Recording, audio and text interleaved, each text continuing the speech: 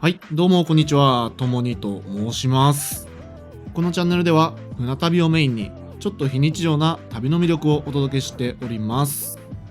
ということで、今回訪れておりますのは宮崎県でございます。本日はですね、ここ宮崎から神戸まで宮崎カーフェリーのフェリー高千穂に乗船して夜のみを渡る船旅となります。普段の動画ではいつも私が一人旅をしている様子をお届けしているんですけれども、今回はなんと夫婦二人旅でございます。ちなみに私は何回も船旅というのを経験しているんですけれども、妻は今回が初めての船旅フェリーの体験ということで、果たして楽しんでもらえるのか、私自身ちょっとドキドキしていますね。普段私はエコノミーやツーリストといったような少しランクが低いお部屋というのを予約することが多いんですけれども、今回はファーストツインっていうちょっと贅沢なお部屋を予約してしまいました。料金は2人で46,360円ということで、決してお安くはないお値段になるんですけれども、ゴールデンウィークにこのお値段であれば個人的にはありかなと感じております。ということで、宮崎旅行のお土産もたくさん購入したところでフェリーターミナルの方に向かっていきましょう。ここ宮崎駅から宮崎港フェリーターミナルまでは徒歩でおよそ45分ぐらいといったところでしょうか。このくらいの距離であればいつもは歩いてフェリーターミナルの方に向かうんですけれども、今回はちょっと贅沢にタクシーを利用してターミナルの方に向かっていきます。ということで、宮崎駅東口のタクシー乗り場で待つことおよそ5分くらいですかね。無事にタクシーに乗車することができました。タクシーの窓から見える宮崎の街なんですけれども、やっぱりどこか南国っぽくて空が広く感じます。道路の中央にヤシの木ですね。これが生えているのもやっぱり南国っぽさを感じる要因なんですかね。そんな宮崎の景色を堪能することおよそ10分後ぐらいですね。宮崎港フェリーターミナルに到着いたしました。一応バスも運行しているみたいなんですけれども、あまりにも数が少ない運行となっておりますので、やはり車やタクシーで移動する方が良いかなと感じます。5月とはいえ日差しが結構強いので若干の暑さはあるんですけれども、ターミナルの中に入る前にまずは本日乗船するフェリー高千穂の姿を見に行きましょう。どうですか、この迫力。赤と白の船体にファンネルの青いカラーリングがめちゃくちゃかっこいいですね。ファンネルのマークなんですけれども、こちらは宮崎カーフェリーの前身である日本カーフェリー時代のトンビをモチーフとしているようです。総トン数は1万4006トン、全長は194メートル、速力は23ノットとなります。サンフラワーの心臓船であるサンフラワーカムイの全長が199メートルとなりますので、このフェリー高千穂が結構大きな船なんだなというのがわかるかなと思います。ちょうど今トラックが搬入されているんですけれども、このフェリー高千穂はトラックと乗用車合わせて244台を積載することができます。ちなみにフェリー高千穂の後ろに停泊しているこちらの八甲ひなたという船なんですけれども、宮崎の物流を担っている貨物専用の船のようです。少し余談にはなってしまうんですけれども、宮崎港フェリーターミナルの近くには宮崎カーフェリーの姿が描かれている水色の綺麗なポストや、世界で一番有名なピンク色のドアのモニュメントも設置されておりました。ということでフェリー高千穂の外観も堪能しましたので、ようやくですねフェリーターミナルの中に入っていきましょう。中に入ってみるとさすがゴールデンウィークですね。多くの人がいます。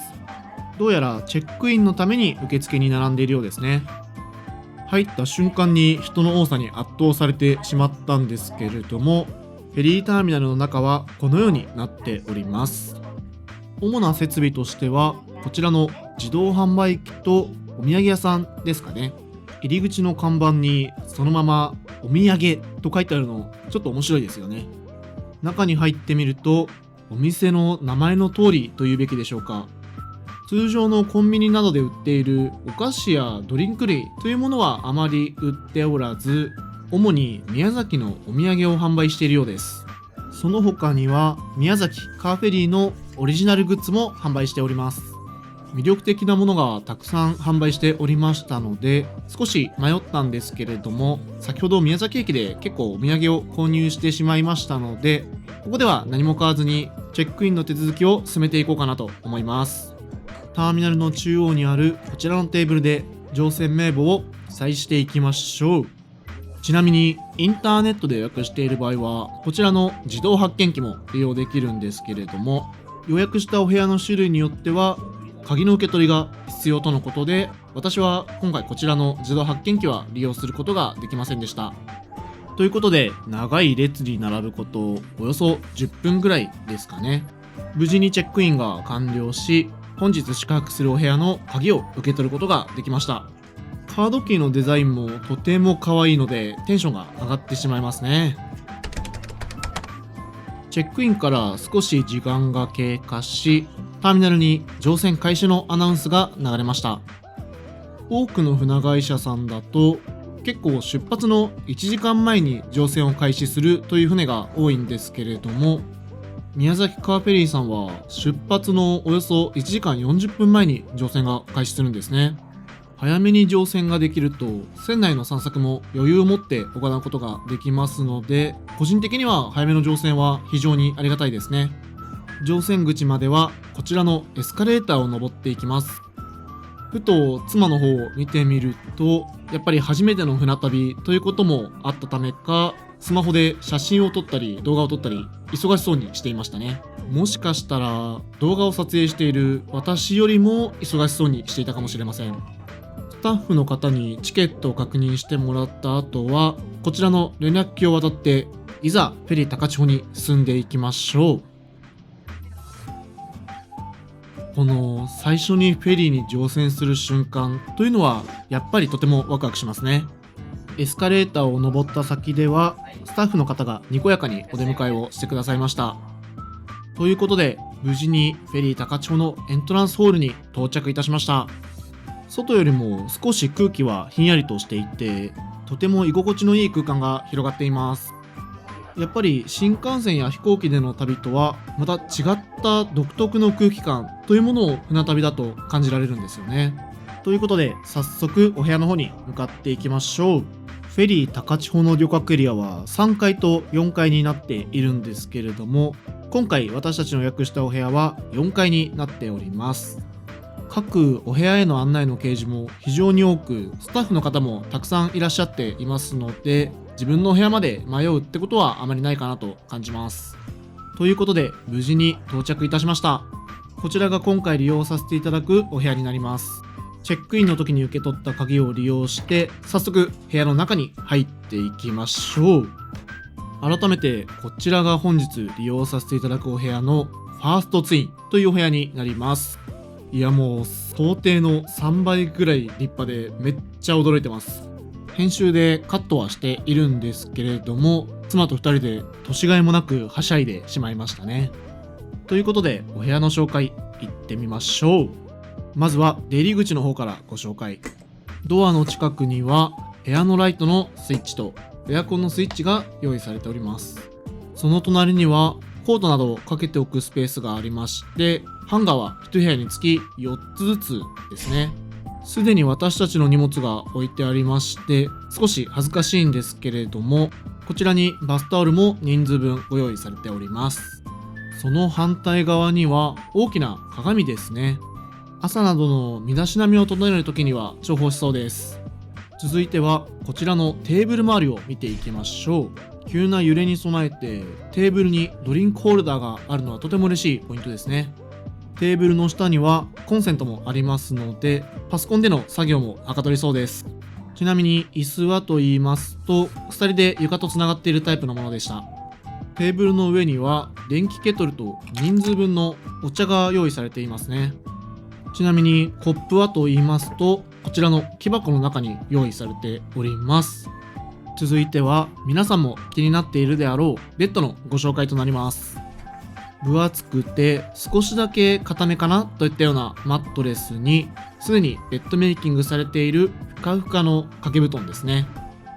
枕はと言いますと、非常に大きくてふかふかのタイプとなります。細かい部分なんですけれども、ベッドの角っこにこういったクッションがついているんですよね。おそらくこちらのベッド横のテーブルを使う際に利用するものかなと思います。続いてこちらのアメニティ類見ていこうかなと思います。いやー、普段泊まるランクのお部屋だとこういったアメニティの支給ってなかなかないので、すっごいテンションが上がりますね。まずはこちらのスリッパですね。宮崎カーフェリーのロゴと文字が印字されているふかふかでとても可愛らしいデザインになっております。続いてはこちらのポーチの中身ですね。このポーチ自体もとても可愛らしいデザインです。中身を出してみるとこんな感じ。内容としてはヘアブラシと歯ブラシ、それにお風呂に入るときに使える小さいタオルと体を洗う用のボディタオルとなっておりました。もちろんアメニティは人数分用意されておりますので、その点もご安心ください。ちなみにベッドの間にあるテーブルの下には空気清浄機とゴミ箱があります。それでは満を持して部屋のカーテンを開けてみましょう。いやー、綺麗な景色ですね。普段の船旅だと景色を見ようと思ったら展望デッキやパブリックスペースに行っていたんですけれども、部屋からこの景色が見れるとなるとより快適な船旅が楽しめそうです。視線を部屋の方に戻してみますと、大きなテレビがあります。こちらのテレビは地上波が映るようになっておりますので、人によってはすごいありがたいかもしれないですね。こちらの部屋の入り口付近の扉を開けた先はトイレと洗面所になっております。旅行した先のホテルなどでもトイレが綺麗だと安心するなっていう感覚は皆さんもあるかなと思うんですけれども、船の中でこの綺麗さですからね。私もめちゃくちゃ今安心しております。ということで、ようやく一通り部屋の紹介が終わりました。この動画を編集している時は船旅から何日かが経過しておりますので、さすがに今はもう少しテンションが落ち着いているんですけれども、この船旅当日なんかは妻と2人で部屋の写真を撮り合ったりして、少しはしゃぎすぎてしまったなぁなんて感じております。早めに乗船できたためでしょうか、出港までまだ1時間ほど時間がありますので、船内の散策をしていきましょう。ということで4階のエントランスホールまで戻ってきました。このフェリー高千穂の旅客エリアは3階と4階になるんですけれども、まずは今いる4階からご紹介しようかなと思います。まずやってきたのはエントランスホールの横にあるこちらのキッズコーナー。天井から吊るされた装飾と床のキャラクターがとても可愛らしいキッズコーナーとなっております。隣には個室のベビールームも用意されておりますので、その点もご安心できるかなと思います。エントランスから左右の廊下が伸びているんですけれども、そちらの廊下には女性用と男性用それぞれの大浴場とシャワールームの入り口があります。本日の営業時間は夜10時まで、明日の営業時間は6時15分から神戸港入港までとなっております。ちなみにシャワールームは夜間関係なく入港前まで利用することができるようです。大浴場はエントランスホールから左右それぞれ伸びている廊下にあったんですけれども、中央には自動販売機エリアがあります。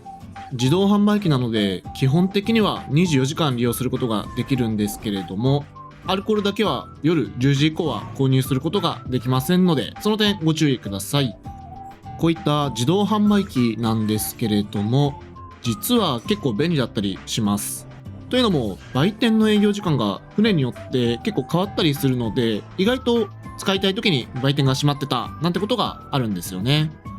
私なんかだと夜お風呂に入った後に自動販売機で炭酸水を購入することが多いかなと思います。ちなみにこの自動販売機エリアには電子レンジとちょっとした休憩スペースなんかも用意されていますね。さて、今見えているのは喫煙室の入り口なんですけれども、その隣にはフェリーではおなじみのゲームコーナーがあります。私はあまりこういったゲームセンターというのは日常から利用をしないんですけれども、船旅では結構大学生の旅行グループなんかが利用している様子を見たことがありますね。続いてやってきたのは船の船首側にありますこちらの展望サロン。他のフェリーの展望サロンだと結構エントランスホールのように開放されたスペースが広がっているようなイメージなんですけれども、このフェリー高千穂の展望サロンは少し珍しくって個室仕様になっているんですよね。こういった個室仕様だとより一層友達や家族、恋人なんかと船旅を感じることができるかもしれませんね。今いる場所は右舷側になるんですけれども、同じ作りの展望サロンが左舷側にももう一つあります。展望サロンからの景色はこんな感じですね。今はまだ出港していないので大地が見えているんですけれども、出港したら一面に水平線が広がってすごい綺麗かなと思います。さて、4階の設備のご紹介は一通り終わりました。まだ展望デッキがあるんですけれども、そちらは出港の際に行ってみるつもりですので、引き続き3階のご紹介をしていこうかなと思います。今更ですけど、子供の日が近いためですかね。船内の鯉のぼりの装飾がとても綺麗です。春の旅にぴったりな、ちょっとほっこりする演出、とても嬉しいですね。さて、こちらはエントランスホールにある案内所と売店となります。また売店は後ほど訪れようかなと思っております。こちらはコインロッカーと少し珍しい冷蔵ロッカーになります。通常コインロッカーは100円、冷蔵コインロッカーは200円の有料となります。こちらはエントランスホールのラウンジですね。大きなソファーとテーブル、テレビもあり、とても居心地が良さそうに感じます。3階には売店を抜けた先にレストランもあるんですけれども、こちらはまだ営業前ということで、また後ほど訪れてみようと思います。ということで、ようやくですかね、3階と4階、船内の設備の紹介が終わりましたので、満を持して展望デッキに出てみようと思います。展望デッキに出てみると、見てください、この夕焼け、とっても綺麗ですね。オレンジ色に染まった空に飛行機雲がかかっていて、思わず深呼吸したくなるような開放感があります。実は船内紹介をしている間は妻とは別行動をしていたんですけれども、今しがたこちらの展望デッキで合流をしました。こう言ってしまうと少しのろけのような感じがしてしまうんですけれども、すごい風が気持ちよくて2人で船に乗っているというのが私にとってはとても嬉しく感じましたね。出港まではおよそ5分ほどでしょうか。私は今メインの展望デッキからは少し離れた船尾側に訪れております。なぜメインの展望デッキではなく船尾側にいるのかと申しますと、こちらの船を港につなぎ止めているロープですね。こちらのロープが巻き取られていく様子というものを見学しに来ました。動画の編集で音をカットしているんですけれども、結構大きな音がゴーゴーと鳴り響いていて迫力を感じることができます。作業員の皆様、いつも本当にお疲れ様です。無事にロープの巻き取りも完了しましたので、フェリー高千穂はいよいよ神戸港に向けて宮崎港を出港します。展望デッキには多くの人が集まっておりまして、それぞれが思い思いにカメラを構えたり、出港する景色の様子を眺めたりしています。少しずつではあるんですけれども、確実に宮崎の港を離れていきます。あっという間に宮崎港の姿は見えなくなってしまいましたね。空にはまだ若干の夕焼けの名残というものもありまして、この夕焼けが照らしているこの少し暗い海というのも青空の海とはまた違った魅力を感じることができますね。と上の方を見てみると、またしても綺麗に飛行機雲がかかっている様子を見ることができました。周りの人たちからも飛行機雲すごいなんて声が聞こえてきましたね。そのまましばらく海を眺めていましたところ、空がじわじわと暗くなり始めました。この夕焼け空の明るい部分と暗い部分の境目っていうんですかね、少しミステリアスな感じで私とても好きなんですよね。そんなこんなで夫婦2人で出航の様子も存分に堪能することができましたので、一旦船内の方でリラックスしていこうかなと思います。そろそろお腹も空いてきましたので、レストランの方にやってきました。フェリー高千穂のレストランはビュッフェスタイルになっているんですけれども、本日は混雑のためか相席になる可能性があると記載がありました。できれば相席はちょっと控えたいなとも思っていたんですけれども、時間をずらしたのが功を成したのでしょうか。思っていたよりかは空いている印象を受けます。無事に座席も確保できましたので、早速料理を取りに行ってみましょう。先ほどもちらっとお伝えしたんですけれども、このフェリー高千穂の夕食はビュッフェスタイルとなっております。料理の数々がずらーっと並んでいるんですけれども、どうやら主に和食と中華料理がメインとして並んでいるようです。これだけ数多くの料理が並んでいると幸せな悩みではあるんですけれども、選ぶ方もちょっと悩んでしまいますよね。スタッフさんもテキパキと料理の補充をしてくれておりますので、どの料理も温かい状態でいただくことができるかなと感じます。ということで、こちらが私が取り終えた料理の数々となります。なんか全体的に茶色いですかね。大好物のカレーはもちろん、エビフライや揚げ餃子、チキン南蛮やカツオのポキ、男子の欲望をこれでもかと詰め合わせたようなスタイルとなっております。そしてこちらが妻が取った料理となります。なんだろう、あまり取っている料理の種類は変わらない気がするんですけれども、盛り方でおしゃれ度合いに大きく差が出ている感じがしますね。それではフェリー高千穂の夕食ビュッフェいただきます。はい、ごちそうさまでした。どの料理もとても美味しくて大満足なんですけれども、個人的には宮崎の郷土料理であるチキン南蛮がとても美味しく感じましたね。妻にとっては初めての船の上での食事だったんですけれども、どうやら満足してくれたようで、私的にもちょっと安心しております。食べ終えた食器はこちらの食器返却口に返却をしてレストランを後にしましょう。レストランの出口からはこちらのエントランスホールにつながっておりますので、そのまま同じ階にある売店の方に向かっていきます。幸いなことにこの時間どうやら売店は空いているようですね。こちらの売店では船旅に欠かせないお菓子やお酒のおつまみ、通常のソフトドリンクやお酒を販売しております。特にお酒の種類は豊富で、九州の霧島焼酎も販売されていました。他にもふとした時に欲しくなる日用品や出発地の宮崎と到着地の神戸のお土産が販売しておりました。その他には宮崎カーフェリーのオリジナルグッズも数多く販売されております。ちなみに私たちが備品でいただいたアメニティセットは700円で販売をしているようです。ということで、私が船旅をするときには必ず購入をしている一品である5000円を購入することができました。そろそろ結構な枚数が集まっていますね。そしてなんと今回はこちらのトートバッグを追加で購入いたしました。ちょうど日常使いできるトートバッグを探していたんですけれども、こちらのデザインに一目惚れして購入を決意しました。ちなみに料金は1430円。裏面は無地のシンプルなデザインとなっております。ということでお腹もいっぱいになり、ショッピングも終わりましたので、部屋でゆったり船旅を楽しんでいこうかなと思います。あれから部屋でリラックスをしていたんですけれども、あまりにも居心地が良すぎてあっという間に時間が経過してしまいました。個室パワー恐るべしですね。大浴場の営業終了までは残り40分となりますので、この時間で大浴場にささっと入ってしまいましょう。ということで無事に入浴を楽しむことができました。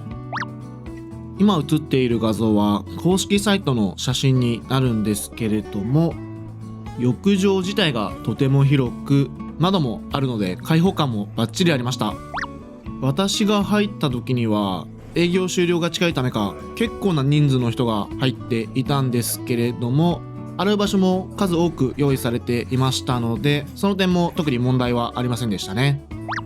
脱衣所もこんな感じでとても綺麗ですし、コインロッカーもコインが返却されるので安心して使えるかなと思います。それでは説明がてら購入をしていた炭酸水と一緒に夜の船旅楽しんでいきましょう。そんなこんなで船旅を楽しむことおよそ30分後、